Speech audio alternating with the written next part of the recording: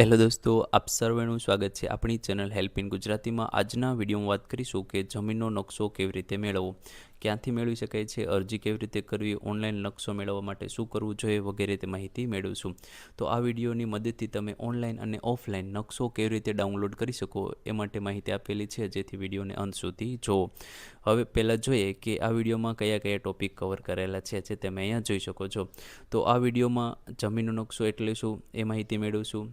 જમીનનો નકશો મેળવવા માટે જરૂરી માહિતી છે, કઈ કઈ માહિતીની તમારે જરૂરિયાત રહેશે જેથી તમે તમારી જમીનનો નકશો મેળવી શકો છો, તો એની માહિતી મેળવીશું. ઓનલાઈન જમીનનો નકશો મેળવવા માટેની પ્રક્રિયા, જો તમે ઓનલાઈન તમારા મોબાઈલ ફોન દ્વારા તમે નકશો મેળવવા માંગતા હોય તો એ પ્રોસેસની પણ વાત કરીશું કે તમારા મોબાઈલ ફોન દ્વારા ઘરે બેઠા તમારી જમીનનો નકશો તમે કેવી રીતે જોઈ શકો છો. ઓનલાઈન નકશો ન મળે તો શું કરવું? જો તમારો જે પણ એરિયાનો નકશો છે, જે પણ તમારી જમીનનો નકશો છે એ હજુ વેબસાઇટ ઉપર અપલોડ ન થયો હોય અથવા તો કોઈ એરરના લીધે તમને નકશો નથી મળતો, તો તમે કઈ પ્રોસેસથી તમારી જમીનનો નકશો મેળવી શકો છો એની પણ માહિતી મેળવશું. ઓફલાઈન અરજી કરવાની પ્રક્રિયા, જો ઓનલાઈન નકશો નથી મળતો અને તમારે કોઈ ડોક્યુમેન્ટ દ્વારા અથવા તો ઓફલાઈન નકશો તમારે જોઈએ છે, તો એ માટે તમારે ક્યાં અરજી કરવાની રહેશે, કયા ડોક્યુમેન્ટની જરૂરિયાત રહેશે વગેરે માહિતી મેળવશું. અરજી કેવી રીતે કરવી, જમીનનો નકશો ક્યારે જરૂરી બને છે, તો જે પણ જમીનનો નકશો છે એ તમારે ક્યારે જરૂરી બને છે એની પણ વાત કરીશું. જમીનનો નકશો મેળવવાના ફાયદા છે એની વાત કરીશું. જમીનનો નકશો કઢાવવા માટે મહત્વપૂર્ણ સૂચનાઓ વગેરે ટોપિક અહીંયા કવર કરેલા છે, જેથી તમારે વિડીયો જોવો જોઈએ. તો હવે જોઈએ કે જમીનનો નકશો એટલે શું. તો અહીંયા લખેલું છે કે જમીનનો નકશો એ સરકારના મહેસૂલ વિભાગ દ્વારા તૈયાર કરાયેલો એક દસ્તાવેજ છે, જેમાં નીચેની માહિતી હોય છે, જેમ કે સર્વે નંબર છે, જમીનની સીમા છે, જમીનનો વિસ્તાર છે, રસ્તા અને આસપાસની જમીનો છે, જેમ કે કોઈ તમારી જમીન છે એની આજુબાજુમાં કોઈ રસ્તો પસાર થાય છે, બાજુમાં કોની જમીન આવેલી છે, કયો સર્વે નંબર છે વગેરે તે માહિતી મેળવી શકો છો. હવે જોઈએ કે જમીનનો નકશો મેળવવા માટે જરૂરી માહિતી. તો જ્યારે પણ તમે જમીનનો નકશો મેળવવા માટે જાઓ છો ત્યારે તમારી જોડે કઈ માહિતી હોવી જોઈએ, તો તમારા જિલ્લાનું નામ છે, તાલુકાનું નામ છે, ગામનું નામ છે, સર્વે નંબર કે બ્લોક નંબર, અરજદારનો મોબાઈલ નંબર વગેરે માહિતી તમારી જોડે માંગે છે, તો આટલી માહિતી તમારી જોડે હોવી જોઈએ. હવે બે રીતથી તમે તમારી જમીનનો નકશો મેળવી શકો છો, એક ઓનલાઈન પ્રોસેસથી અને એક ઓફલાઈન પ્રોસેસથી. તો પહેલાં વાત કરીએ કે ઓનલાઈન પ્રોસેસથી તમારી જમીનનો નકશો તમે કેવી રીતે મેળવી શકો છો. તો એ માટે તમારે એક ગવર્મેન્ટ વેબસાઇટની જરૂરિયાત રહેશે. વિડીયોની ડિસ્ક્રિપ્શનમાં આ પ્રોસેસ કેવી રીતે કરવી એનો અલગથી વિડીયો મૂકેલો છે, જેથી તમારે વ્યવસ્થિત વિડીયો જોઈ લેવો જોઈએ. તો એ વિડીયોની મદદથી તમે જાણશો કે ઓનલાઈન તમારા મોબાઈલ ફોન દ્વારા તમારી જમીનનો તમે નકશો કેવી રીતે જોઈ શકો છો. અહીંયા થોડી ઘણી માહિતી મેળવી લઈએ. યોગ્ય વેબસાઇટ તમારે ખોલવાની રહેશે. ગુજરાત રાજ્ય માટે મહેસૂલ વિભાગની સંબંધિત સત્તાવાર વેબસાઇટ છે, એ વેબસાઇટની લિંક આ વિડીયોની ડિસ્ક્રિપ્શનમાં આપેલી છે, ત્યાંથી પણ તમે વેબસાઇટ પર જઈ શકો છો. એ તમારે વેબસાઇટ ખોલવાની રહેશે. ત્યાં પણ જે પણ માહિતી માંગેલી છે એ માહિતી તમારે આપવાની રહેશે, જેમ કે ત્યાં તમારો જિલ્લો છે, તાલુકો છે, ગામ છે વગેરે તમારે પસંદ કરવાનું રહેશે. ત્યારબાદ જે પણ જમીનનો તમારે નકશો જોઈએ છે એ જમીનનો તમારે સર્વે નંબર દાખલ કરવાનો રહેશે. ત્યારબાદ સ્ક્રીન ઉપર જે પણ માહિતી તમે જે ભરેલી છે વ્યવસ્થિત, ત્યારબાદ તમે ગેટ રેકોર્ડ ડિટેલ ઉપર ક્લિક કરશો એ વેબસાઇટ ઉપર, એટલે તમારી જમીનનો જે પણ નકશો છે એ તમને મળી જશે. નકશાની સાથે એ જમીનની ઘણી બધી બીજી પણ માહિતી મળશે, તો એ વિડીયો તમારે વ્યવસ્થિત જોઈ લેવો, ત્યાંથી તમે નકશો ડાઉનલોડ પણ કરી શકો છો. હવે જોઈએ કે ઓનલાઈન પ્રોસેસથી તમારો નકશો તમને નથી મળતો, તો હવે તમારો નકશો તમારે કેવી રીતે મેળવવો. જે પણ તમારી જમીન છે એ જે પણ એરિયામાં આવેલી હોય, હજુ ગુજરાતમાં બધા જિલ્લાઓમાં ઓનલાઈન નકશો મૂકવામાં નથી આવ્યો, અમુક જિલ્લા અથવા તો તાલુકામાં ઓનલાઈન અપડેટ કરવાનું હજુ બાકી છે, પ્રોસેસ હજુ ચાલુ છે, તો તમે એ એરિયામાંથી આવતા હોય તો તમને ઓનલાઈન નકશો હજુ જોવા મળશે નહીં. તો તમે ઓફલાઈન પ્રોસેસ કરીને તમે કેવી રીતે જોઈ શકો એ માટે માહિતી આપેલી છે. તો ઓફલાઈન તમે કઈ જગ્યાએ તમે પ્રોસેસ કરી શકો છો, તો તમે અલગ અલગ 3 જગ્યાએ તમે અરજી કરી શકો છો. જેમ કે નજીકનું જે પણ ઈ ધારા કેન્દ્ર છે ત્યાં તમારે જવાનું રહેશે, ત્યાં તમે અરજી કરી શકો છો.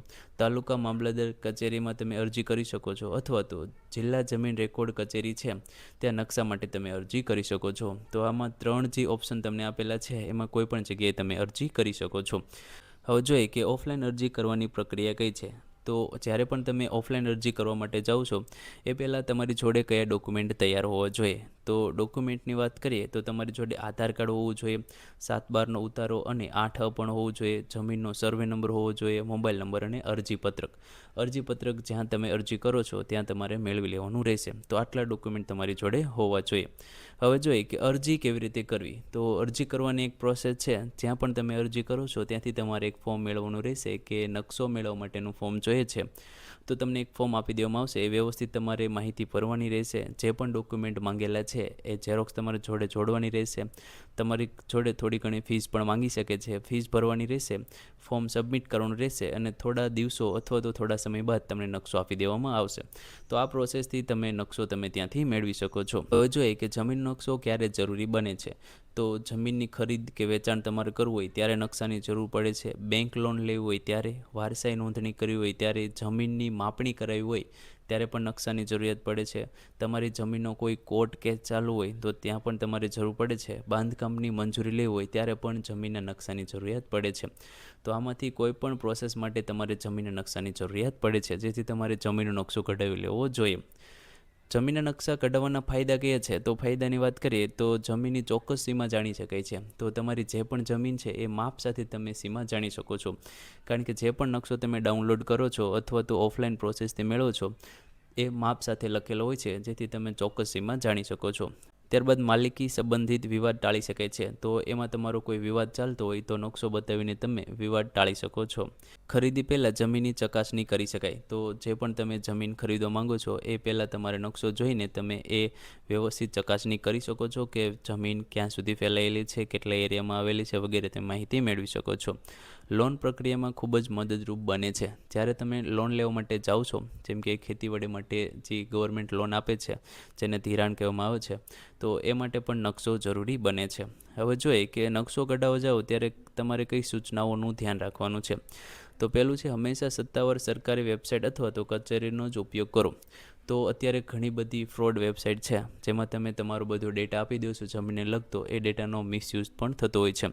તો એ રોકવા માટે જે પણ સત્તાવાર વેબસાઇટ છે, ગવર્મેન્ટ દ્વારા જારી કરવામાં આવેલી વેબસાઇટ છે, એ વેબસાઇટ દ્વારા તમારે નકશો મેળવવો જોઈએ. એ વેબસાઇટ કઈ છે એ વેબસાઇટની લિંક આ વિડીયોની ડિસ્ક્રિપ્શનમાં આપેલી છે. ત્યાંથી તમે એ વેબસાઇટ પર જઈ શકો છો. જે વેબસાઇટ છે એ ઓરિજિનલ ઓથેન્ટિક વેબસાઇટ છે, એ ઉપર તમે નકશો ડાઉનલોડ કરી શકો છો. ત્યારબાદ સર્વે નંબર સાચો દાખલ કરો. જ્યારે તમારી જોડે વેબસાઇટમાં સર્વે નંબર માંગે છે, હંમેશા તમારે સાચો સર્વે નંબર આપવાનો છે. કેમ કે નકશો સર્વે નંબર સાથે જોડાયેલો હોય છે. સર્વે નંબર જે આપશો એ જમીનનો નકશો તમને આપી દેવામાં આવશે. નકશો મેળવ્યા પછી તમામ વિગતો સારી રીતે ચકાસી લેવી. નકશો મળી જાય પછી વ્યવસ્થિત તમારી જે પણ વિગતો આપેલી છે નકશાને લગતી, વ્યવસ્થિત તમારે ચકાસી લેવી જોઈએ. ત્યારબાદ છે, કોઈ શંકા હોય તો ઈ-ધારા કેન્દ્ર અથવા મહેસૂલ કચેરીનો તમારે સંપર્ક કરવાનો રહેશે. તો જે પણ તમે નકશો ડાઉનલોડ કર્યો છે એ અને તમારી જે ઓરિજિનલ જમીન છે એમાં તમને કોઈ ફેર દેખાય તો તરત જ તમારે ઈ-ધારા કેન્દ્ર અથવા મહેસૂલ કચેરી છે ત્યાં તમારે સંપર્ક કરીને માહિતી જણાવવાની રહેશે કે આમાં આટલો ફેરફાર છે વગેરે તે માહિતી ત્યાં આપી શકો છો. તો આ પ્રોસેસની મદદથી તમે ઓનલાઈન અને ઓફલાઈન જમીનનો નકશો ડાઉનલોડ કરી શકો છો. જો કોઈ પ્રશ્ન હોય તો જરૂરથી કોમેન્ટ કરજો, હું આન્સર આપીશ. જો મિત્રો તમને વિડીયો ગમ્યો હોય તો જરૂરથી લાઇક કરી દેજો, ચેનલને સબસ્ક્રાઈબ કરી દેજો. ધન્યવાદ દોસ્તો.